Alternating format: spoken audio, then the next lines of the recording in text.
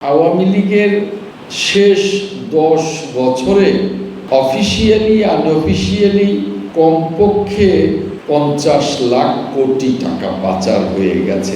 আওয়ামী লীগ যখন ক্ষমতা ছেড়ে চলে যায় তখন সরকারের কোষাগার ছিল সম্পূর্ণ শূন্য এবং পরবর্তী সময়ে ডক্টর ইউনূসের অন্তর্বর্তীকালীন সময়ের 18 মাস একেবারেই